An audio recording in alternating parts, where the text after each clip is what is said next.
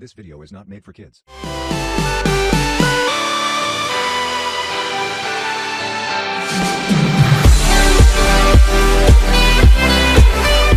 Hello and welcome everyone to Manu का ज्ञान। आज हम लोग पढ़ने वाले हैं स्पर्श बुक का एक बहुत ही इंटरेस्टिंग चैप्टर जिसका नाम है कारतूस। इस नाटक के जो पात्र हैं वो हैं कर्नल, लेफ्टिनेंट, सिपाही और सावर, जो कि हमारे वाजिर अली हैं।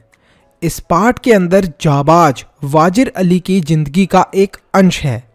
इस नाटक में उन्होंने बताया है कि कैसे हिम्मत और हौसले की मदद से वो दुश्मनों के कैंप में गए और वहाँ से उनकी कारतूस लेकर आ गए और अपनी बहादुरी का जो गुणगान है वो अपने दुश्मनों से करवाया। अंग्रेजी सरकार के आदेश अनुसार वाजिर अली को गिरफ्तार करने के लिए कर्नल कालिंज अपने लेफ्टिनेंट और सिपाहियों के साथ जंगल में डेरा डाले हुए थे।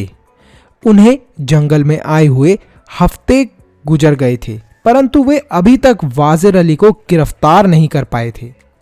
वाजिर अली के दिल में अंग्रेजों के प्रति नफरत की बात सुनकर उन्हें रॉबिन हुड की याद आ जाती है। अपने 5 महीने के शासनकाल में उसने अवध के दरबार से अंग्रेजी हुकूमत को साफ कर दिया। सादत अली आसिफ उद्दुल्ला का भाई है, साथ ही वाजिर अली का दुश्मन भी है, क्योंकि आसिफ उद्दुल्ला के यहाँ लड़के की कोई उम्मीद नहीं थी, परंतु वाजिर अली ने सादत अली के सारे सपनों को तोड़ दिया। अब ये पूरी हम लोग डिटेल में स्टोरी समझेंगे जब आगे की भी बातें हमें पता चलेंगी। अंग्रेजों ने सादत अली को अवैध के तख्त पर बैठा दिया था, क्योंकि वो अंग्रेजों से मिलकर रहता था और ऐश पसंद आदमी था।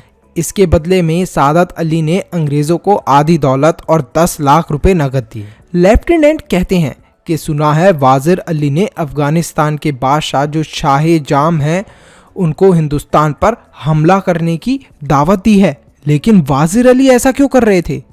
इस पर कर्नल ने कहा कि अफगानिस्तान को हमले की दावत तो सबसे पहले टीपू सुल्तान ने दी, फिर वाजिर अली ने उसे दिल्ली बुलाया, फिर शमशुद्दौला ने जो नवाब बंगाल का रिश्ते का भाई है और फिर उसने भी बुलाया। इस तरीके से बहुत खतरनाक तरीके से हमारे ऊपर हमला करा जा रहा है। इस तरह पूरे हिंदुस्तान में कंपनी के खिलाफ लहर दौड़ गई है। यदि ये कामयाब हो गए तो लॉर्ड क्लाइव ने बक्सर और प्लासी के युद्ध में जो हासिल किया था वो लॉर्ड वेजली के हाथों खो देंगे। कर्नल पूरी एक फौज लिए वाजिर अली के पीछे जंगलों में उसे ढूंढते फिर रहे थे, परंतु वो पकड़ में नहीं आ रहा था। तो अब यहाँ पर क्या हुआ है? देखो, जो वाजिर अली हैं उन्होंने अफगानिस्तान के बादशाह को इंडिया के ऊपर हमला करने के लिए इसलिए बुलाया है ताकि वो इंडिया को वापस हासिल कर सके अंग्रेजों से। अब सबसे पहले तो जो अफगानिस्तान के बादशाह हैं उन्हें टीपू सुल्तान ने बुलाया इंडिया के अंदर, तो वहीं से फिर वाजिर अली के भी दिमाग में आइडिया आया क्यों ना इनको दिल्ली बुलाया जाए, और उनको दिल्ली बुलाया गया। अब यहाँ पर एक और कैरेक्टर था जिसका नाम था सादत अली। तो सादत अली की तरह ही बहुत सारे ऐसे लोग थे जो अंग्रेजों के साथ मिल गए थे और उन्होंने बोला ठीक है ऐसा करो, हमें राजा बना दो इस जगह का। तो ऐसे बहुत सारे अलग अलग राजा थे जिन्होंने अंग्रेजों के साथ मिलकर उन्हें पैसे भी दे दिए, ऑफर भी दे दिया और बोला कि हमें राजा बने रहने दो, ठीक है, पावर वगैरह तुम्हारी रहेगी, बस नाम के लिए हमें राजा रहने दो। अब यहाँ पर जो कर्नल है वो वाजिर अली द्वारा कंपनी के एक वकील की हत्या करने का किस्सा सुनाते हुए कहते हैं, हमने वाजिर अली को पद से हटाकर 3 लाख रुपए सालाना देकर बनारस भेज दिया। मतलब जो उनका पद था, जहाँ पर वो थे, जिस भी जगह पर रहते थे, जो उनका पद था, एक पोजीशन थी, उससे उन्हें हटा दिया उनकी जॉब से और उनको क्या करा, बनारस भेज दिया गया और बोला कि तुम्हें सालाना 3 लाख रुपए हम लोग देंगे। कुछ महीने बाद गवर्नर जनरल ने उन्हें कोलकाता बुलाया। वाजिर अली बनारस में रह रहे कंपनी के वकील के पास जाकर पूछते हैं कि आखिर मुझे कोलकाता क्यों बुलाया गया है और कोलकाता क्यों बुलाया जाता है। इस पर वकील ने गुस्से में आकर उन्हें बुरा भला कह दिया, बोला क्या मेरे से सवाल पूछता है तू, तेरी हिम्मत कैसे हुई, तू होता कौन है मुझसे सवाल पूछने वाला। जिस कारण वाजिर अली ने वकील को खंजर मार दिया और उसकी वहीं पर हत्या कर दी। उसके बाद वो अपने कुछ साथियों के साथ आजमगढ़ भाग आया।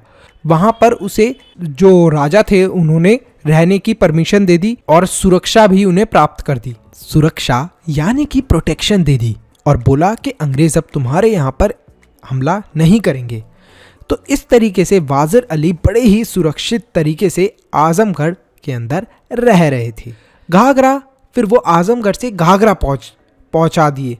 अब वे इन्हीं जंगलों में कई साल से भटक रहे हैं। तो ये जो घाघरा था, यहाँ पर जंगल वगैरह थे, तो वो इन्हीं जंगलों में बहुत सालों से रह रहे हैं। लेफ्टिनेंट द्वारा पूछे जाने पर कर्नल ने वाजिर अली की स्कीम बताते हुए कहा कि वे किसी तरह नेपाल पहुंचना चाहते हैं। जो वाजिर अली हैं वो किसी ना किसी तरीके से नेपाल पहुंचना चाहते हैं। अब आखिर नेपाल क्यों पहुंचना चाह रहे थे वाजिर अली? अफगानी हमले का इंतजार करे और ताकत बढ़ाए। तो वो क्या चाह रहे थे कि अफगानी जो लोग हैं वो हमला करेंगे। अब सबसे पहले उन्होंने कहाँ पर हमला करा था? इंडिया के ऊपर दूसरी जगह पे करा था। अब वो दिल्ली आ रहे थे, तो वो दिल्ली के ऊपर हमला करें और वो सादत अली जो अंग्रेज़ों के साथ मिल गया था, उन्हें आधा शासन दे दिया था और 10 लाख रुपए दे दिए थे। कैसे ना कैसे करके वाजिर अली चाहते थे कि उन्हें उनके पद से हटाकर वो खुद उसके ऊपर कब्जा कर ले, अंग्रेज़ों को हिंदुस्तान से फिर वो निकाल दें। लेफ्टिनेंट अपनी शंका जताते हुए कहते हैं कि हो सकता है वो लोग नेपाल भी पहुंच गए हों, जिस पर कर्नल उन्हें भरोसा देते हुए कहते हैं नहीं नहीं, ऐसा नहीं हो सकता। अंग्रेज़ों और सादत अली की फौज बड़ी सख्त है। तो जो सादत अली है और जो अंग्रेजी फौज है वो बहुत सख्त है, बहुत स्ट्रिक्ट है, उनका पीछा कर रही है और उन्हें पता है कि वो इन्हीं जंगलों में हैं। तभी अचानक से एक सिपाही कर्नल को बताता है कि वो देखो दूर से धूल उड़ रही है, देखो देखो कितनी ज्यादा धूल उड़ रही है, लगता है बहुत सारे लोगों का काफिला आ रहा है, बहुत सारे लोग आ रहे हैं। कर्नल सभी सिपाहियों को मुस्तैद रहने का आदेश देते हैं, बोलते हैं मुस्तैद हो जाओ, अटेंशन सिपाहियों। लेफ्टिनेंट और कर्नल देखते हैं कि केवल एक ही आदमी है।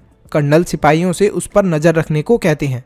घुड़सवार उनकी ओर आकर रुक जाता है और इजाजत लेकर कर्नल से मिलने अंदर जाता है और एकांत की मांग करता है। बोलता है मुझे अकेले में कर्नल से मिलना है, जिस पर कर्नल सिपाहियों और लेफ्टिनेंट को बाहर भेज देते हैं। बोलते हैं ठीक है, आप सब लोग बाहर चले जाइए, मैं जरा इस आदमी से अकेले मिलता हूं। वे कर्नल से कहता है कि वाजिर अली को पकड़ना काफी मुश्किल है, कारतूस की मांग भी करता है। बोलता है कि मुझे थोड़े से कारतूस चाहिए। अब कारतूस क्या होती है? जो बंदूक के अंदर गोलियां डलती हैं उन्हें ही हम लोग कारतूस बोलते हैं। तो बोलता है कि मुझे थोड़े बहुत कारतूस चाहिए, जरा दे दो, वाजिर अली को पकड़ना मुश्किल है। कर्नल उसे कारतूस दे देते हैं। जब वो कारतूस लेकर जाने लगता है तो कर्नल उसका नाम पूछते हैं। बोलते हैं अरे भाई तुम्हारा नाम क्या था? वो अपना नाम वाजिर अली बताता है और कारतूस देने के कारण बोलता है मैंने तुम्हारी जान बख्श दी कर्नल, क्योंकि तुमने मुझे कारतूस दिया है।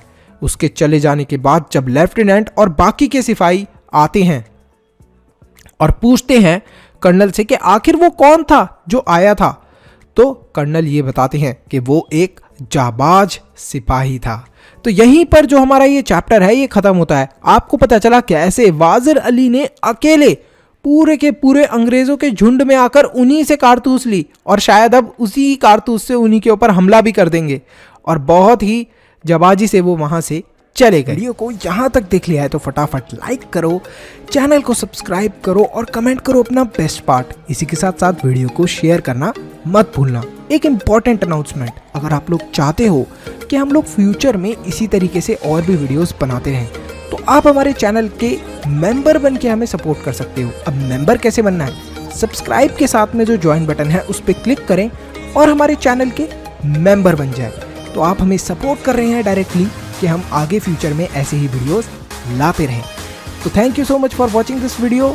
स्टे हैप्पी, स्टे हेल्दी, मनुष्य ज्ञान लेते रहो। Bye bye till then, see you in the next video.